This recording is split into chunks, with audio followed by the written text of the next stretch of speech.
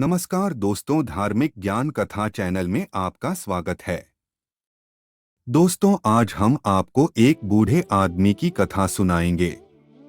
आज की कथा बहुत ही प्रेरणादायक शिक्षाप्रद कहानी है।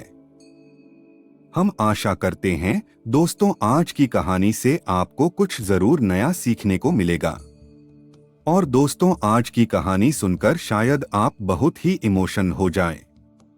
दोस्तों, इसी तरह की धार्मिक प्रेरणादायक कथा सुनने के लिए हमारे चैनल को अभी सब्सक्राइब कर लीजिए। दोस्तों, हम आपसे विनती करते हैं कि प्लीज कथा को पूरा अंत तक जरूर सुनिए। तो आइए दोस्तों, शुरू करते हैं। दोस्तों, हर दिन एक भिखारी दरवाजे के पास आकर भीख मांगता था और घर का मालिक हमेशा घर के बाहर आते ही उसे देखकर फिर जाया करता। कई बार उसके लिए गालियां भी बकता। वो कहता, तू जिंदा ही क्यों है?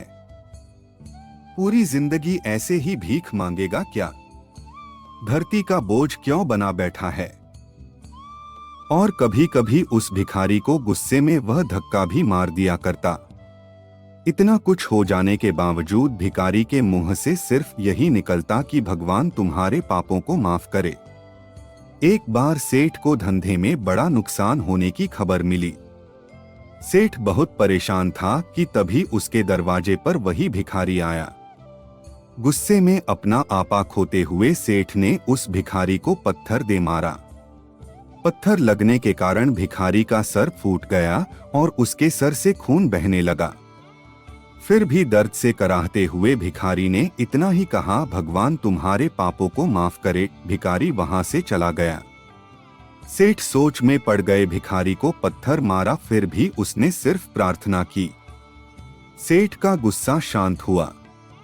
सेठ का मन शांत हुआ भिखारी का रहस्य जानने के लिए। सेठ ने भिखारी का पीछा करना शुरू कर दिया। दोस्तों, भिखारी जहां जहां जाता सेठ उसके पीछे जाता।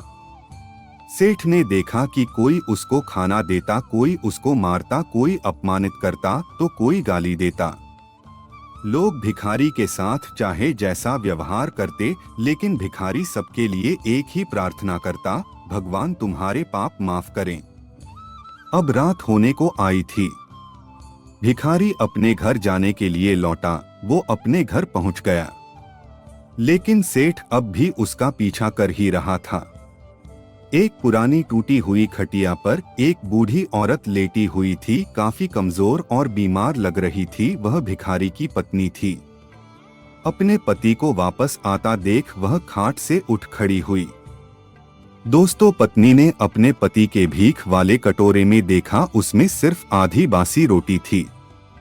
उसे देखकर वह बोली, आज बस इतना ही मिला। और हाँ, आपके सिर से खून निकल रहा है, ये चोट कैसे लगी? बूढ़ा भिखारी बोला, आज बस इतना ही मिला, किसी ने कुछ दिया ही नहीं। सबने गालियां दी और एक ने पत्थर भी फेंका, इसीलिए मेरा सर फट गया। एक गहरी ठंडी सांस लेकर बूढ़ा भिखारी फिर से बोला, यह मेरे ही पापों का फल है। तुम्हें याद है कुछ सालों पहले हम कितने अमीर थे? क्या कुछ नहीं था हमारे पास? हमारे पास हर चीज जरूरत से ज्यादा थी, लेकिन हमने कभी दान नहीं किया। और उससे भी बुरा हमने उस अंधे भिखारी के साथ किया जो हमारे द्वार पर भीख मांगने आया करता था। बूढ़ी पत्नी की आंखों में आंसू आ गए। वह बोली, हाँ, हम उस बेचारे अंधे के साथ बहुत बुरा करते थे। उसका अपमान करते थे। उसे खाने के लिए रोटी की जगह कागज दिया करते। उसका मजाक उड़ाया करते और कभी कभी मारा भी करते। मैंने कभी उसको रास्ता नहीं दिखाए। एक बार मैंने उसके मुंह पर मिट्टी भी फेंकी थी और वह हमेशा दुखी होकर यही कहता कि भगवान तुम्हें तुम्हारे किए की सजा देगा। भगवान तुम्हारे पापों की सजा जरूर देगा। उसका श्राप सच हुआ और हम इस दुख भरी जिंदगी में आ गए। भिखारी बोला, हाँ, उसका श्राप सच हुआ, इसलिए मैं किसी को बद्दुआ नहीं देता। चाहे कोई मेरे साथ कैसा भी बर्ताव करे, मैं हमेशा उसके लिए प्रार्थना करता हूँ। मैं नहीं चाहता कि कोई भी हमारे जैसे जिंदगी का अनुभव करे। किसी को भी हमारे जैसे दुखों का सामना करना पड़े। वो नहीं जानते कि वह कितना बड़ा पाप कर रहे हैं, इसलिए अनजाने में हुए पाप की ऐसी सजा किसी को भी मिले मैं नहीं चाहता। दोस्तों, सेठ वहीं पर छुपकर यह सारी बातें सुन रहा था। अब उसे सब कुछ समझ में आ गया था। भिखारी और उसकी पत्नी ने वह आधी रोटी मिल बांट कर खाएं और भगवान को धन्यवाद बोलकर सो गए। दोस्तों, अगले दिन बूढ़ा भिखारी फिर से भीख मांगने गया सेठ के घर के पास जाते हैं। सेठ ने पहले से गरम रोटी उसके लिए निकाल कर रखी थी। उसे देते हुए सेठ विनम्रता से बोला, माफ कर दीजिए बाबा, उससे बहुत बड़ी गलती हो गई। बूढ़ा भिखारी बोला, भगवान तेरा भला करे। इतना कहकर वह आगे निकल गया। दोस्तों, इस कहानी से जो सीख लेने लायक है वह बड़ी ही सिंपल है कि आदमी चाहे किसी के बारे में बुरा कहे या भला करे, लेकिन भगवान सिर्फ कर्म के हिसाब से उसको फल देता है। क्या हुआ अगर भगवान नहीं दिखता है, लेकिन यह बात बिल्कुल सच है, उसके खाते में सबका हिसाब बहुत पक्का होता है।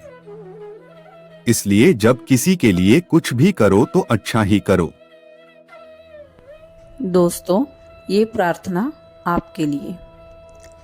ए मालिक तेरे बंदे हम, ऐसे हो हमारे करम, नेकी पर चले और बदी पर चले, ताकि हंसते हुए निकले दम। ऐ मालिक तेरे बंदे हम। तो दोस्तों, हम आशा करते हैं कि आज की कहानी आपको जरूर पसंद आई होगी।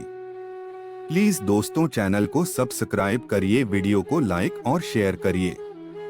और हाँ दोस्तों, कमेंट बॉक्स में हर हर महादेव जरूर लिखें। तो चलिए दोस्तों, मिलते हैं अगली वीडियो में, तब तक के लिए धन्यवाद।